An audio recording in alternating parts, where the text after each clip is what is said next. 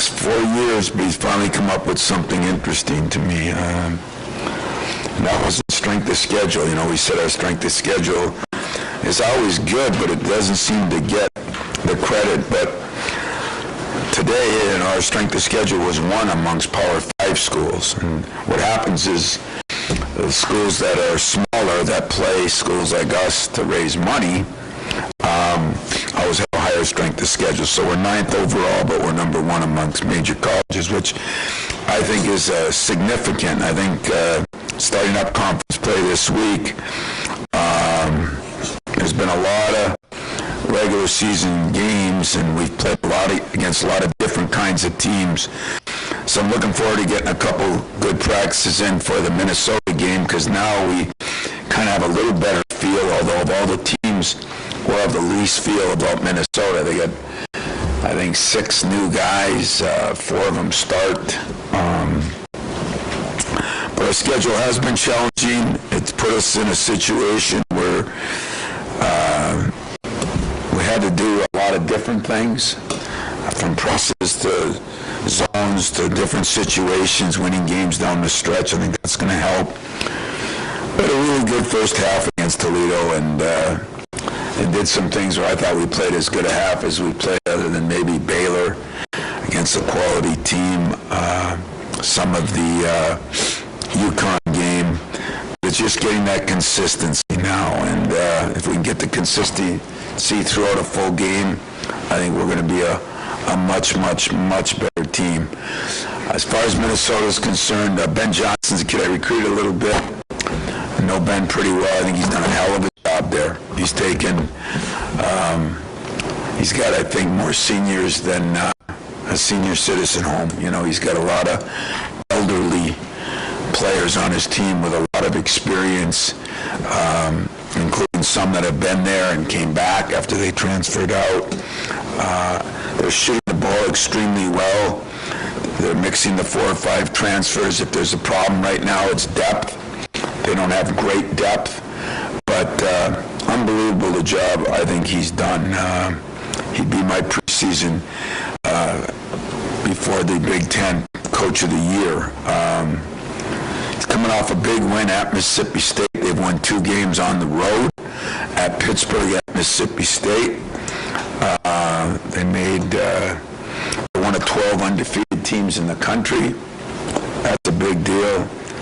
And the 2 guys, Battle and Willis, have just shot the lights out of the ball. They're shooting in the high 40s. One of them, they got 2 guards shooting 48 and 46%. Battle isn't shooting quite as well, but he's made a bunch of shots. So we're going to be challenged. I think everybody looked at this game maybe a month ago and said, well, Minnesota's probably lost a lot. Now they're sitting there as one of 12 undefeated teams playing, you know, yeah, some parts of their schedule weren't as good, but the last week, 2 weeks, and playing, you know, at Pittsburgh and at Mississippi State tells you that they're for real. And so after the embarrassment of last year, one of the worst defeats in my era, I guess we're looking forward to it. Questions?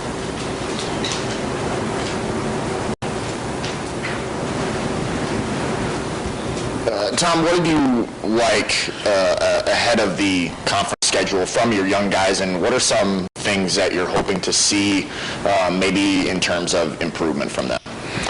Well, what I like is I think we've been way better defensively, especially when I look at young guys being Max has been unbelievable defensively, and Jaden is not far behind. I've loved Jaden's ability to offensive rebound, run his lane.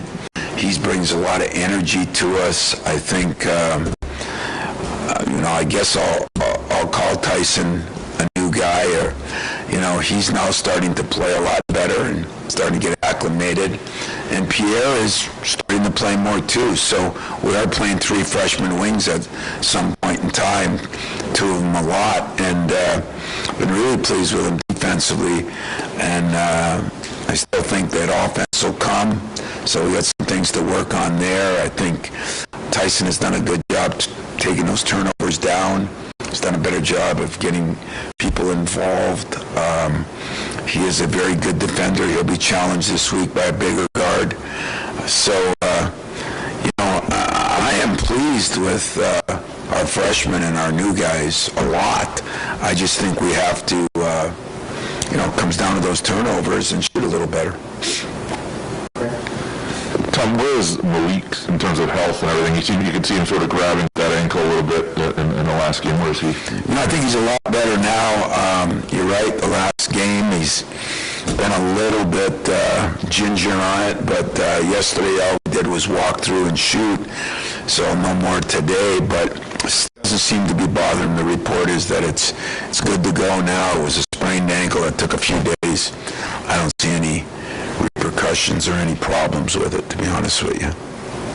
Tom, Max always wants to have a perfect game, and I know you mentioned after Saturday's game that, you kind of have to talk to him about that in a sense that it's not going to be that way every single time. But going off of that, how do you kind of help him through it now that Big Ten play starts, because it's going to get tougher for him in that aspect?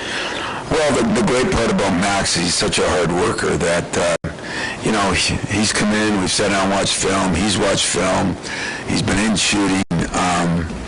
It's amazing that for the most part, a few offensive struggles, which, God, I look at the top freshmen throughout the country, a lot of guys are going through the same thing. It hasn't affected his defense. And that's what's really amazing, because when the offense comes, I think it's going to enhance his defense even more, and that's going to be pretty cool, to be honest with you. So I'm just trying to stay as positive as I can, trying to tell him when he's taking bad shots and when he's taking good shots. And I think most of the time he's been taking good shots, but Max is used to being able to get shots off against anybody, which he can. But sometimes when you're in a little bit of a mini slump,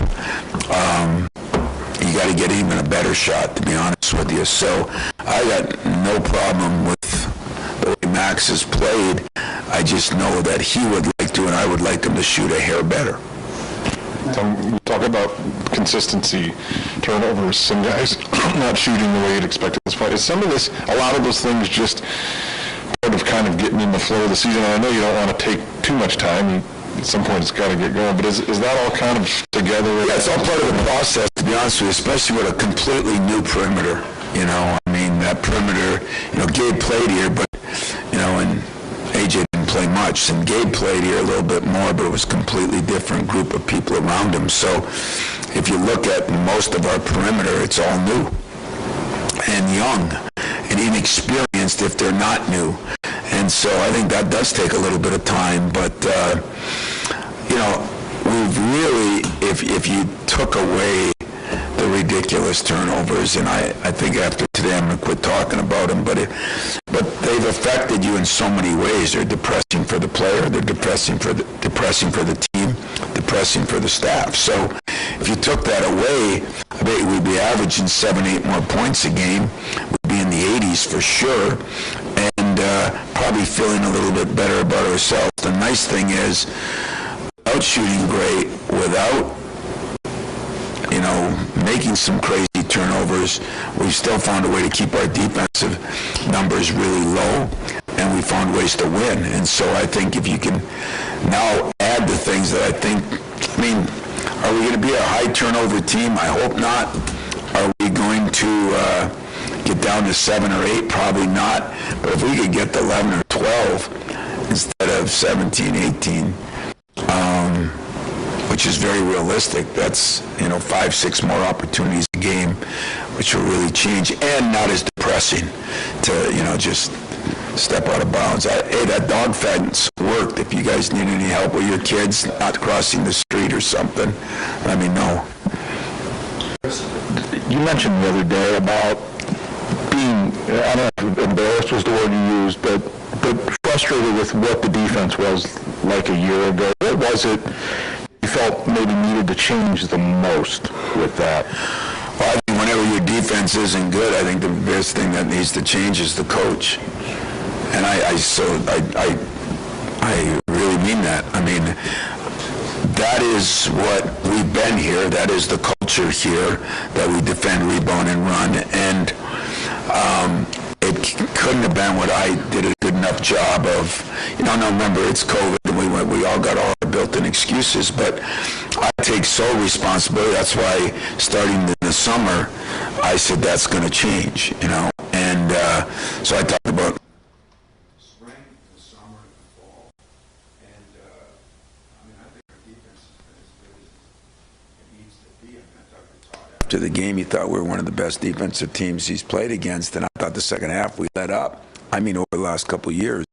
Whether that'll continue now as the offenses get even better, we'll see. But I do think, personnel makes maybe somewhat of a difference. But, and remember, we were playing with Josh a little bit laid up most of the year and trying to play him more minutes. We were in and out with our points.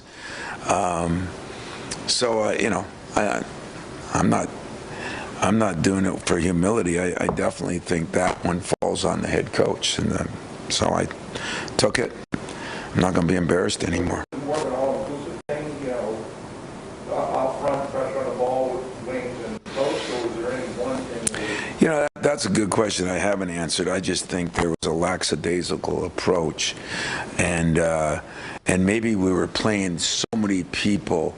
Like playing 9 people is one thing, but playing 9 where you have 4 different starters, Kithier starting, somebody else is starting, Rock starting, AJ starting, Foster starting.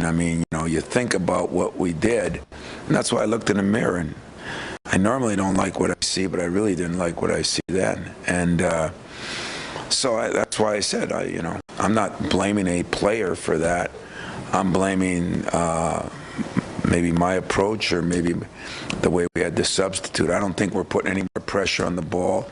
I think we've just taken a more concerted, like Max, he holds the 2 leading scorers in the last 2 games down.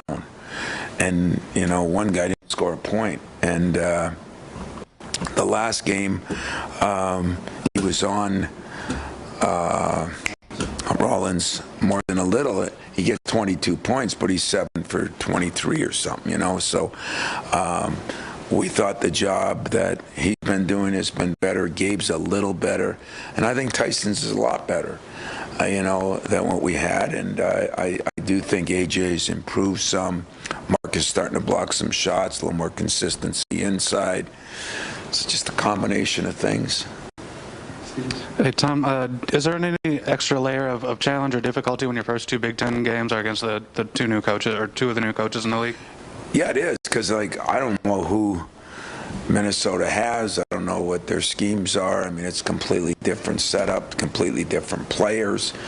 So that is a little tougher. But I think my staff's done a good job. We've kind of put even more prep time in. Yesterday was a long day to try to make sure that we uncovered everything that we needed to uncover.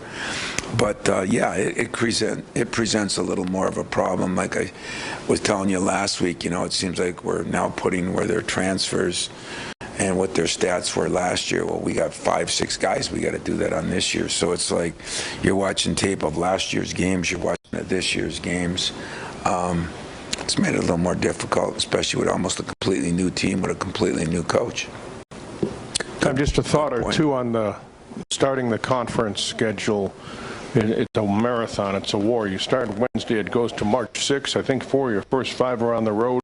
Do your young players realize the different level it may take to succeed at this level? And what is the general excitement level of starting conference season? Hell no, they don't realize it, and they're going to realize it. They don't. And one of the problems is when leadership is so important in things like this. When you get on a plane to travel to Minnesota, somebody should be saying, hey, we got the elevated floor, we got this, the place is going to be rocking, and telling our younger guys what to expect so they don't get it when they walk on the floor. And that's the one problem with so much movement now, is that everybody's running into the same problems. So I think never is there a freshman that is prepared for Big Ten season. And there's not another conference, has been stated for over 40 years. I think we've led the league in attendance, where the venues are as crazy as there is in ours. I mean, some are at places, but not a steady diet of it. And you're right, it is a grind. It is a long season. By starting it earlier, it's got some pluses, but it even makes it more difficult because you've got to be ready to go for us on Wednesday.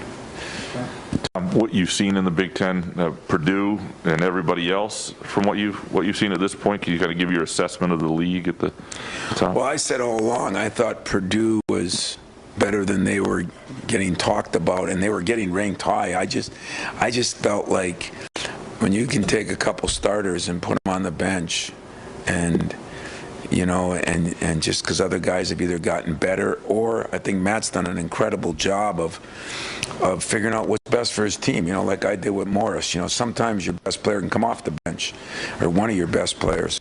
So I think they've done a great job as a staff. I think they're shooting the ball extremely well. They got size. As I said, they're Noah's Ark, Whatever he ordered two of. And he's got that. And so that puts him there. The other teams that were ranked so high, Michigan, Illinois. Illinois had a lot of injuries and suspensions. Michigan's trying to learn how to play with their players, and they got a new quarterback too, and that makes a difference. Iowa's been a little bit of a surprise team, I think, on a positive side of things.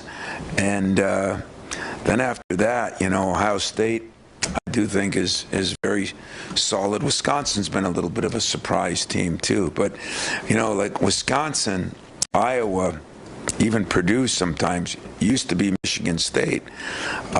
When you got players that are redshirted and they might not have stats, but they played in the system, and played behind people. Baylor's done an unbelievable job of that right now. Then you have a more polished guy, even though he might only be a sophomore and doesn't have a lot of stats because he's been through the process. And I think you're seeing that with a couple of those teams. And they've, those guards at Iowa have been there forever. Then you got Bohannon, who's a 6-year guy, That makes a big difference. So, what's going to be the case? Am I surprised at Minnesota? I really am. I mean, done a hell of a job, and they're 7-0 legit. And then Penn State, I watched them play Ohio State for a half last night. I think he's one of the great new coaches we got in the league. Who knows what's going to happen at Maryland? Nebraska's had a bunch of injuries, including one of their best players out for the season, I think. So injuries and situations are going to determine a lot of things, but I think the top still looks pretty similar. I think Michigan will get better as they play with their guys. I think Illinois, as they get their guys back, will get better. I think Ohio State and teams like ours are the teams that are real solid. In which way are we going to go, up or down? Any other question on that? I mean, do you want something specific? I don't know. No, that's a good guess, just for your feel. Yeah, thanks. Tom, you mentioned the strength of schedule metric highest among power teams. What does that do for a team kind of once they get into Big Ten play, and is it especially helpful with the younger guys that are on the team? No. I think it's helpful for the team, not helpful for the younger guys. If we were playing a bunch of games like some teams have played, Jim Boeheim always told me something that I really do agree with now. I didn't then, remember when he wasn't playing the toughest schedules, but what you have then is you have players that can play through a bunch of mistakes. You can have players that can get shots and there's not as much pressure on them, especially for the younger guys. You can play all your people so nobody's complaining. So the tougher schedule is harder on freshmen. But I still think it benefits us, benefits them in the long run. The long run now for people is tomorrow. I don't know if it benefits us for tomorrow. The long run, the Izzo factor is the season, or sometimes even, a little bit more into their second season. So I'm happy with our schedule because I think we've played enough good teams, quality teams, little road game against a good team that is a tough place to play. But if you want what's best for freshmen, it'd be able to pivot pass and finish the line, go out, not have any worries. You can win by 20 if you're not playing good and giving guys a chance. For subs, getting guys in, that was disappointing me the other day. We had some subs that I think deserved to play and didn't get to play as much. Marty's one of them that I think is starting to play better and better in practice because he's been on the scout team and it's helped him. But I don't know, the tough schedule, what I've done, I'm going to do it till I'm done. This year it's even better because of that tournament. But I don't know if it helps freshmen as much. They're so fragile now when they come out, freshmen in general around the country. I mean, I look at a lot of programs with those top freshmen, 1, 2, 3, 4, 5. 80% of them are struggling. How important is this team's depth going into the Big Ten season? You've played 9, 10 guys most nights, and how do you see that benefiting the team? Well, it's another thing that I think benefits me and the team in the long run. I don't think it benefits you in the short run. It's right now you're trying to get people to play together. You're constantly bringing people in, but injuries are going to happen. Things are going to go wrong. Foul trouble's going to happen. And that's when, being on the road or somebody's going to get sick really does benefit you. So it benefits the big picture. There's a lot of coaches that'll tell you this day and age, with everybody complaining about everything, if you had 7 players and you could just play with 7, that's the best. To be very honest with you, that's what Minnesota has done right now. I don't agree with that, but it makes it easier on the coach.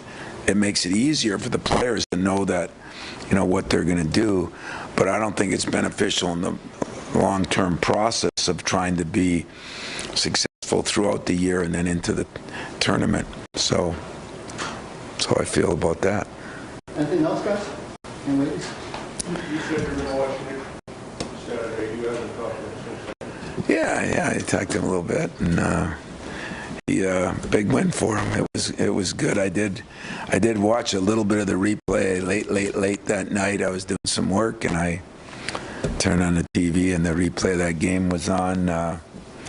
Incredible what he's done. I'm excited for us too. Being in the Peach Bowl, I think, is a good bowl. Ironically, going against another Michigan State guy in Narduzzi,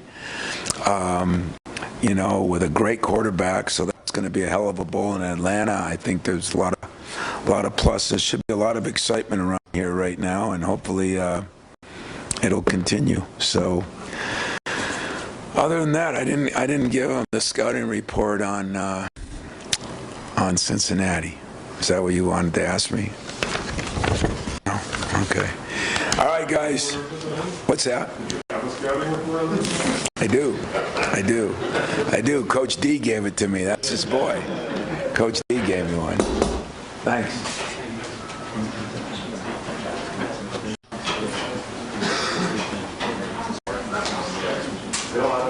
I keep seeing Dan walk in, and then I don't get to say hello to him. But he too has had a couple of good weekends. This last one, right?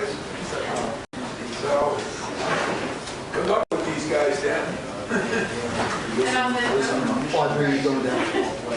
we will continue with Coach Cole. Much like the basketball schedule, the Spartans are playing a lot of their first series on the road. We'll go to Notre Dame this weekend, and that will mean that'll be our 3rd Big Ten series on the road with just 1 at home and 1 home to Michigan. So that hockey schedule is just as demanding as the basketball schedule. So let's talk about the split at Penn State and what's coming up with Notre Dame. All right, yeah, we, coming off of a break week, and we had won 4 straight, which is always a nice place to be. I thought the week off, in terms of energy and kind of healing up was good for us. Then going into Penn State, which we knew was going to be a tough series, it was a interesting couple games. Quite frankly, and we talked about it with the team. We'll go over it a little bit later on this afternoon. But I thought we played better on Friday than we did on Saturday, and I thought Penn State played better on Saturday than they did on Friday. And the wins ended up going the other way. And special teams was a big part of it. They won special teams war on Friday. We won it on Saturday. And Big Ten games, the series, especially a 2-game series that we have, tend to turn out like playoff hockey, and that sometimes will bend on that, the special teams. But in particular on Saturday, I thought, and just listening to Coach Izzo talk about it, and we just too many turnovers, and fed a team that plays a fast-paced hockey, and we just kind of fed what they did really well. It's not a good play, unfortunately. We had some guys that made some plays, and we were able to get to 4, and usually if we get to 4, we feel like we should win the game. And Pierce had a nice game in that, and like I said, special team was good, but the part I did like about Saturday was it was a pretty gutsy effort. When things aren't going well and you have to defend and you're back checking more than you're forechecking, can make the game, can make it hard, and it's a mental challenge to stick with that. And I thought we did an outstanding job in the third period, and we had a decent amount of chances ourselves, hit the pipe 3 times other than the 2 goals we scored. So found a way to get through a game where maybe we weren't at our best or at our smartest, and found a way to win a hockey game. And in the past, maybe we haven't been able to do that. So that was a good sign. And a split on the road is, we were looking for a sweep, but split's pretty good in the Big Ten. And now we'll get ready for Notre Dame, and finish off the first half, and they're an excellent hockey team, so we better be sharp this weekend.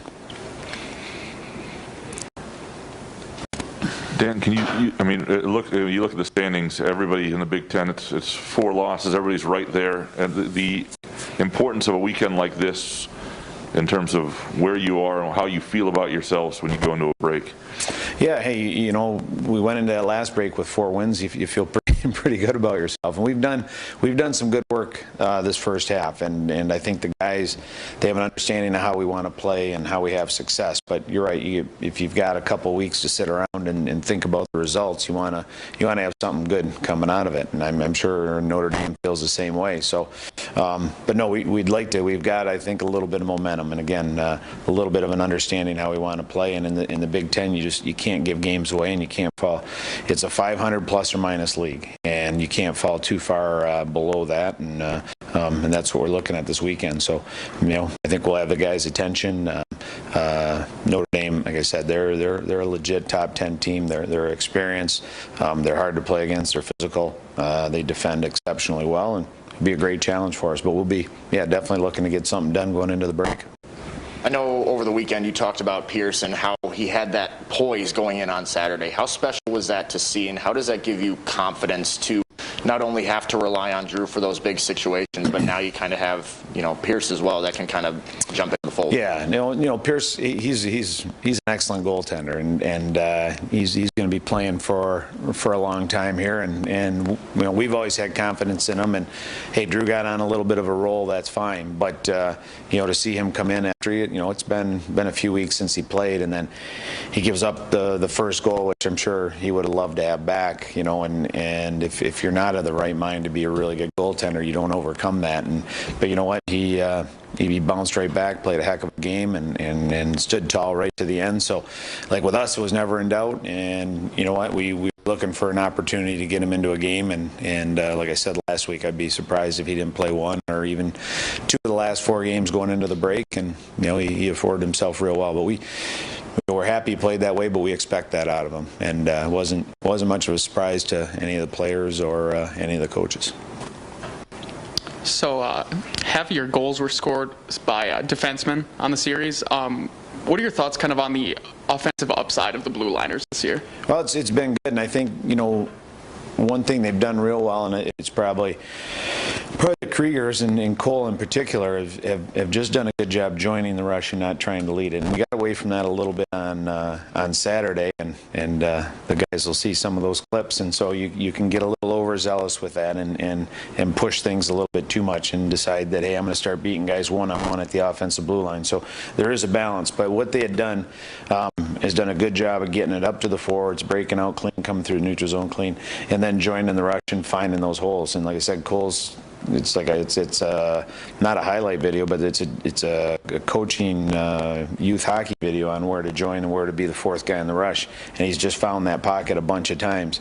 Again, hopefully, what we got to figure out is not to force it and try and take something out of the game that's not there. So I thought we got a little bit away from that a little bit on Friday or on Saturday. But the play Dennis made, that's a big time hockey play to kick it down and jump to the other side of the defense, and for Louis to get him that puck in that spot is his big time play. So no, we want those guys involved. It makes you harder to play against, and I think the way our pairs are balanced and the skill set that we have back there, that's an asset, and we thought that going into the season, and I'm glad it's working out that way. It's very good for our hockey team to have those guys contributing like that.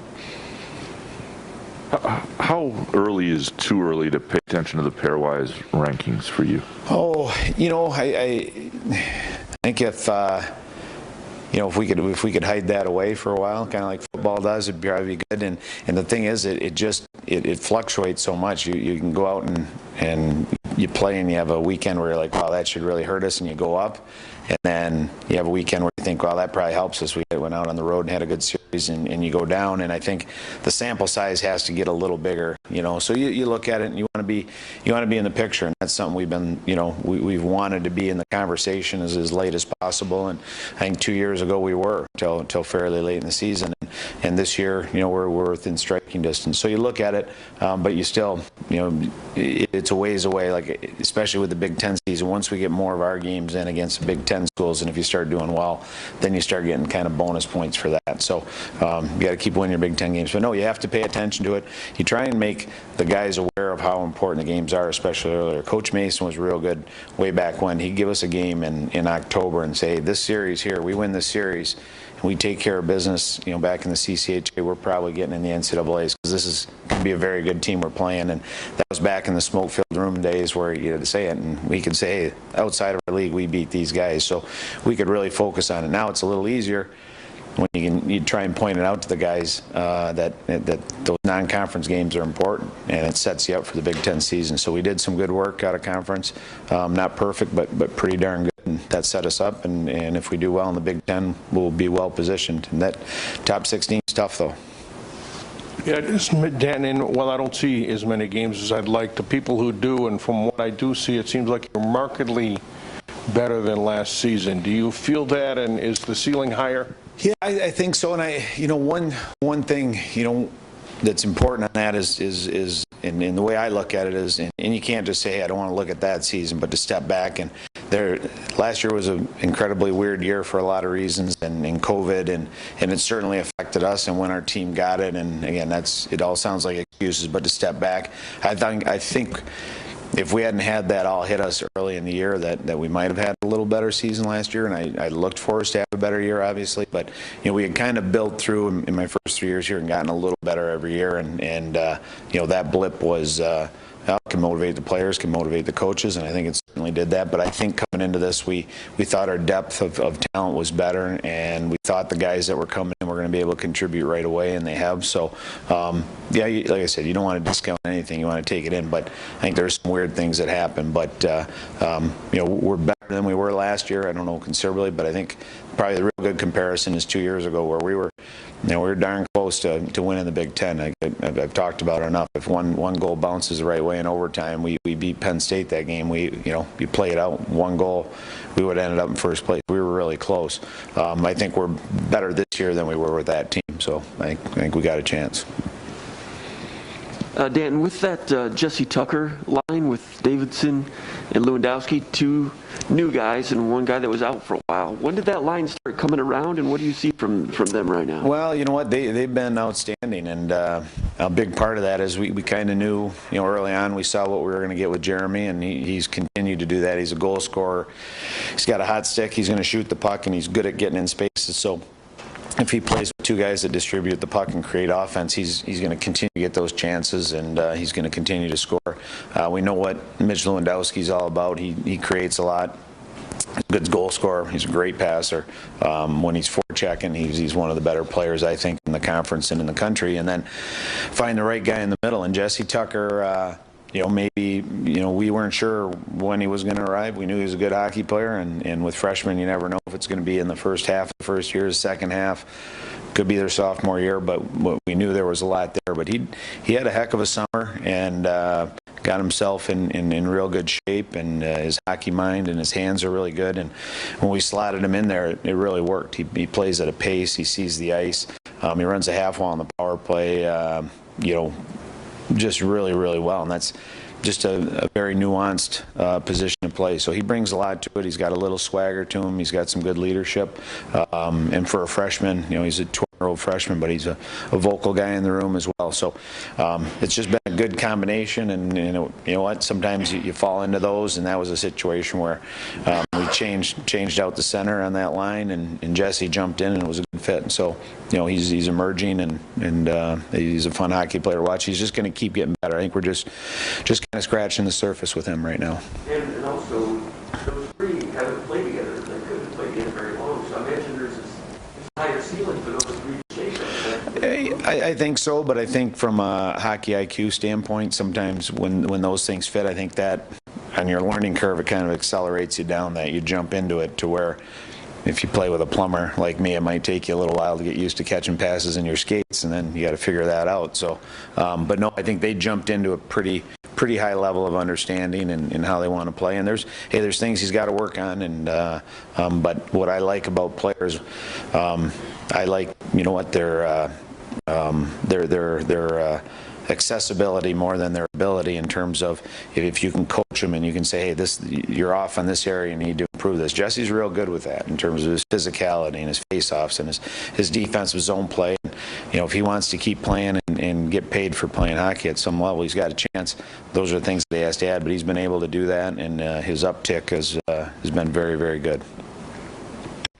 Coach, when you think about the opportunity to now go to a top 10 team's house and play in their arena, and knowing that there's a lot of guys, you try to probably have a program where guys don't look at that, but everybody has a phone, everybody can look at the standings and stuff. What ways do you try to make sure your team is trying to focus on just you guys and not look at all of that comes with playing a top 10 team? Yeah, you know what? It's one thing about the Big Ten is that you see a lot. You end up seeing a lot of those teams, so you do kind of get used to it. I think one thing that helps us is we've had, the first couple of years we played Notre Dame really tough, and we couldn't kind of get over the hump. But I think in the last couple of years we've been able to, and even going into their building and having some good games. So I think sometimes having that little bit of success and understanding that. So you know what, we just try and gauge everything and set everything up that you're excited about who you're playing, and regardless of where you're at. So, hey, we know it's a challenge, but we build every week in that way up. But we also, you want to respect your opponents, but you want to respect yourselves as well. And I think our guys do. And hey, we know it's going to be a good battle. And then, hey, we come back with the GLI after that, and we got Western, who right now is #1 in the pairwise, and Michigan Tech, who's in the top 10 in the pairwise.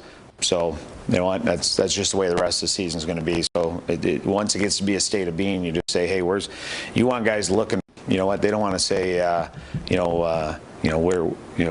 if there's a battle. I mean, you want them looking for the battle, and you don't, hey, man, we don't care how many, let's get after it. And, if you can get that type of mentality in a hockey team or any athletic team, you got a chance to win a lot of games. And I've seen some good things. I thought, like I said, we didn't play our smartest game maybe on Saturday night, but our guys were pretty gutsy and hung in there and found a way to win. And we'll need more of that. But yeah, I'm optimistic.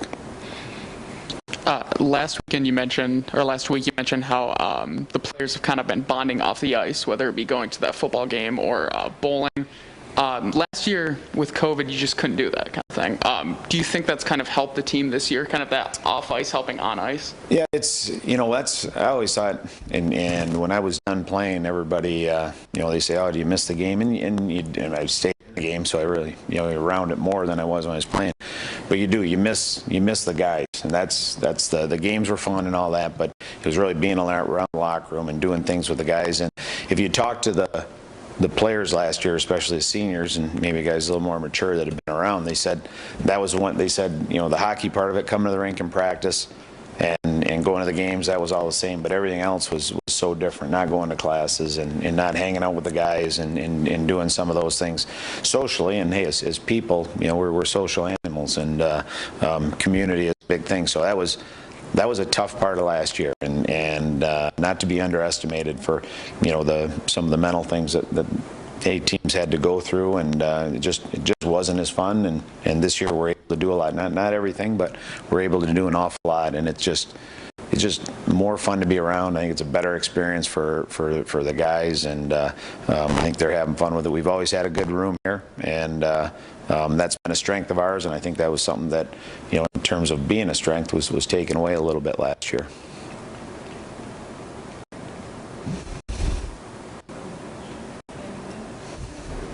That's good. All right. Go green. Appreciate it.